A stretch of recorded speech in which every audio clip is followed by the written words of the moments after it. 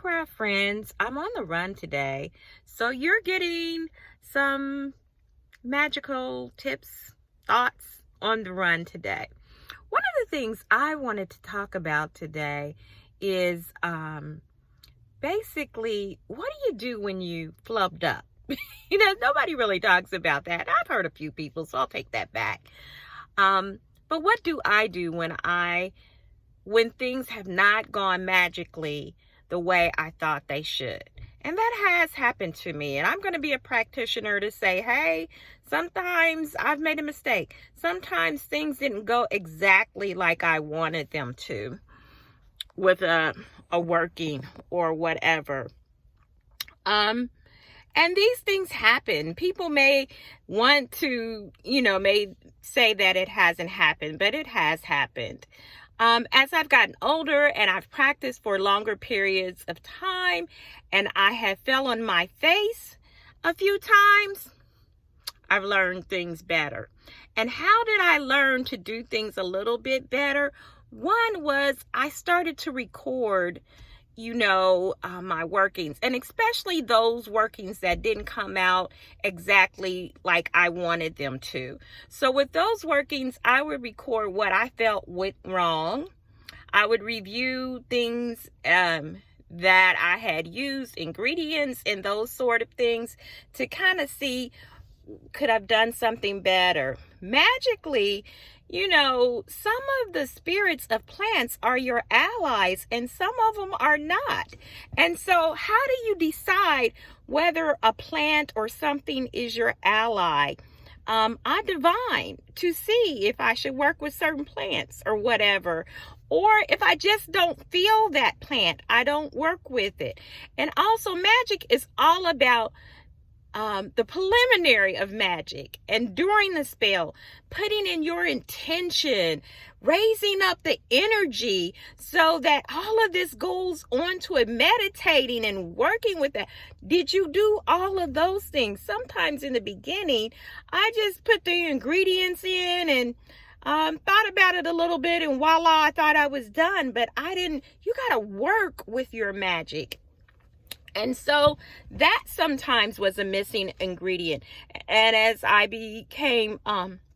as I practiced longer, I realized that putting that thought, intention, meditating, really working mentally with that spell, seeing it in the end and knowing that it happened. And then when I was done because I knew that it was going to work. So your faith in the work, your knowing and confidence that what you do works. So that is a part also of your working going right. And then we're reading all these books and stuff, and they give spells and recipes, and they say this or that. I've learned that sometimes you got to listen to your own knower. You got to listen to spirit to say what spirit is saying to you. Maybe use this instead of that. Maybe do this spell for 3 days in a row versus 1 day in a row. What is spirit telling you to do? What is your knowing? What is that connection? Sometimes that's our ancestors reaching out to us and teaching us. I've got a lot of teaching through our ancestors. The other thing is listening. Do you listen? Because spirit will teach you, show you, tell you things, and you can't poo-poo that. That is not important. It is very important. So you put all of these things together and you can review, and it kind of helps you manifest a little bit better. Listening to spirit is very important. I think it's great for those who are initiated. I think it's wonderful, but I also think it's something for solitary practitioners, because you learn to trust your own inner knowing. And I think that's very important in magic.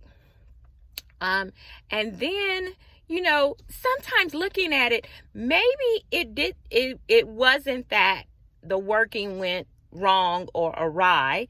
Maybe it just didn't turn out the way you thought it should.